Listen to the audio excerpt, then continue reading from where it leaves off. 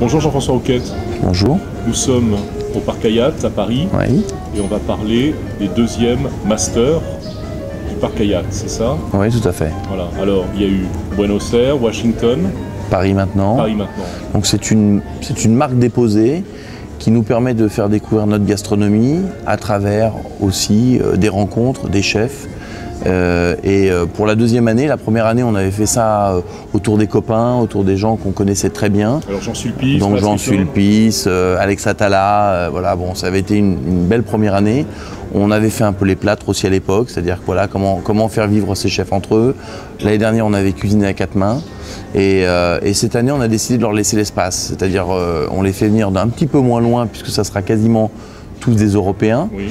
Mais en même temps des gens qui sont connus dans leur pays, qui ont déjà une notoriété un petit peu en dehors des frontières, mais qui n'ont pas eu l'occasion peut-être de se faire découvrir à Paris. Donc leur laisser l'espace du Pur, le restaurant gastronomique, pour toute la semaine sera fermé et chaque soir, on essaiera de faire vivre gastronomie et vin ensemble. C'est-à-dire que chaque sommelier de chaque maison nous parlera de son coup de cœur. Il y aura une interactivité entre vin et gastronomie et aussi on essaiera effectivement d'avoir les accords qui concernent tous ces menus. Alors si tu veux bien, rentrons dans le détail précis. C'est en octobre. C'est en octobre, la deuxième semaine du mois d'octobre. Deuxième semaine du mois Donc d'octobre. une période qui est assez chargée à Paris, on l'a voulu aussi à cette période. Le premier avait été fait début septembre et on s'est dit voilà, donner la possibilité à ces chefs d'être dans ce qui se passe à Paris, un peu après la semaine de la mode. C'est une période très chargée, très forte à Paris et qui va leur permettre d'avoir un bel auditoire. Voilà, où il y a aussi un brassage finalement clientèle assez international, de venir comme ça à découvert. Alors quels sont les chefs invités cette année ? On aura évidemment plusieurs chefs. Un chef italien qui est Aimo et Nadia à Milan, avec 2 étoiles Michelin. Je voulais absolument un chef italien pour cette cuisine de mama, de produits qui nous amène cette sensibilité italienne. En même temps, elle est créative, donc on sera dans une partie tradition et une autre partie évolution. On va avoir Nuno Mendes, qui est un chef portugais en activité au restaurant Loft à Londres, qui va nous apporter sa cuisine un peu colorée, aux accents méditerranéens. On a Eneko Akça, qui est un chef basque, qui va nous faire aussi découvrir son univers. Donc voilà, on a essayé d'avoir un peu des personnalités, aussi bien que des chefs, mais aussi des personnalités. Oui, là, j'ai l'impression, là, c'est des vraies personnalités. En fait. Oui, pourquoi ? Parce que on a une cuisine ouverte au Pur et on a besoin d'avoir des gens qui sachent cuisiner. En même temps, c'est une nouvelle génération. La marque aussi dans le show, là, aussi. Hein, ils sont... Ouais, dans le show, on a besoin qu'ils tournent, qu'ils aillent voir les clients, qu'ils fassent vraiment... qui vendent leur maison. On est là pour vendre leur maison. Et nous, en même temps, on va passer une belle semaine. Vont se rajouter le groupe de Trio, qui est à Malmö. Donc, je vais pas écorcher leur nom, mais voilà, 2 cuisiniers, un sommelier, un directeur de salle, qui vont un petit peu... bouger un petit peu tout ça et apporter cette cuisine un peu de banquise scandinave qui est en ce moment très à la pointe au niveau de la technique. Moi j'ai vu les tatouages de la sommelière, il y a de quoi se réchauffer. Bon, il y a de quoi se réchauffer, donc on va se frotter. Bon, il fera peut-être un peu froid, ça va être le début de l'hiver, mais bon, ça sera sympa. Et on va avoir Bart de Botter, qui est un chef belge, pas loin d'entre Bruxelles et Anvers, et qui va restaurant pastoral, qui est un chef exceptionnel et en plus un voisin, c'est-à-dire par la Belgique jusqu'à Paris, c'est 2 heures de voiture. Donc on terminera avec Bart. C'est voilà. Joli, donc on voit finalement on a une ceinture là autour de... on a une ceinture et on fait une petite pointe, on monte jusqu'à la Suède. Bon, je pense que la Suède l'année dernière avec Mas, on s'est aperçu, Mas Reslum était un incontournable. On s'aperçoit qu'il y a une technique, qui a un univers et une sensibilité de cuisine qui est très intéressante. Ils jouent avec leur viande séchée, leurs pickles, les granités qui rapprochent un peu la banquise et qui font des chauds et froids. Bon, c'est très intéressant leur cuisine parce qu'il y a vraiment un univers, une histoire à raconter. Et voilà, ce qu'on a voulu, c'est changer des personnalités et des gens qui ont une cuisine très marquée, identifiable. Oui, ce qui est intéressant, ce qu'on voit finalement, c'est que tu as fait le choix des chefs. On voit bien que c'est des gens qui sont très profondément ancrés dans une cuisine de leur terroir, de leurs ingrédients, et en même temps en amenant une grande modernité. Oui, alors bon, on s'est fait aider, évidemment. On a été chercher des spécialistes pour ça. Ces spécialistes nous ont permis d'identifier. On a été goûter leur cuisine, on s'est déplacé.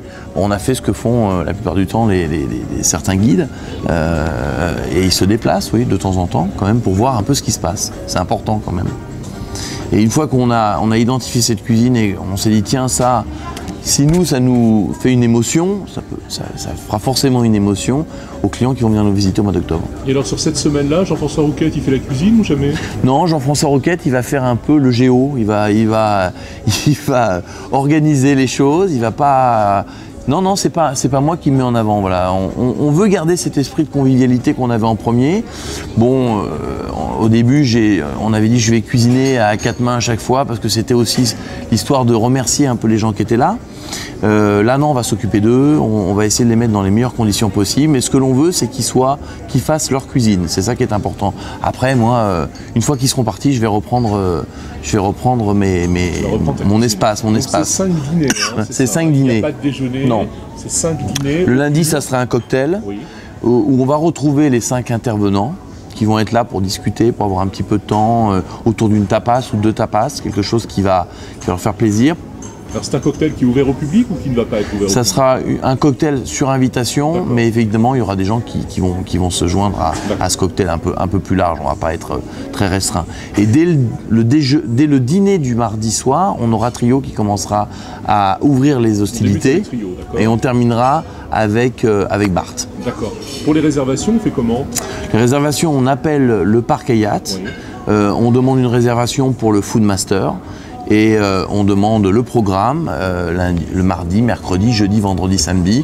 Et en fonction de ce que l'on veut découvrir, certains viendront 2 fois. On a déjà des réservations qui ont été prises, donc il y a déjà des gens qui ont entendu parler l'année dernière de ça ou qui sont venus et qui ont envie déjà de découvrir un chef.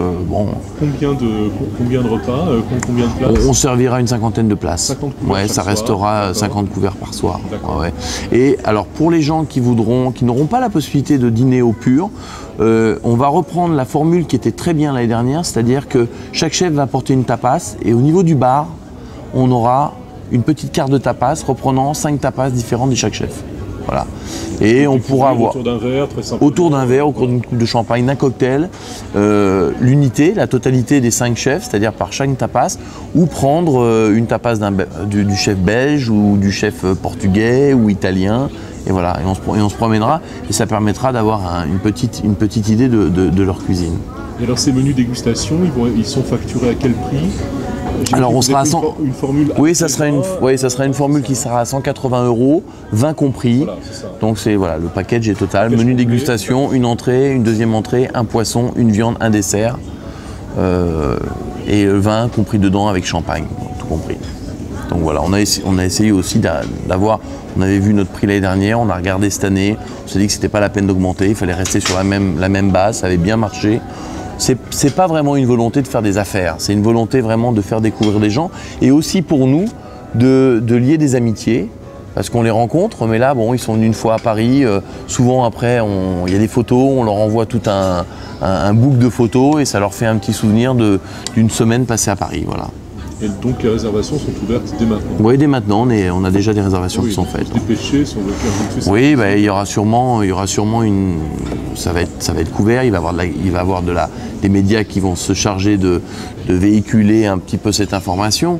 Donc effectivement, je dirais pour ceux qui ont peur d'être frustrés, c'est réservé dès maintenant. Bon, nous sur Food TV, on donnera les liens, les liens internet aussi, peut-être pour que les gens puissent découvrir aussi un peu Et c'est vrai que par rapport à l'année dernière, on ouvre les bras un peu. L'année dernière, on savait pas comment recevoir ces gens. Donc c'était vraiment notre petit bébé au début. Et puis là, c'est voué à faire des petits.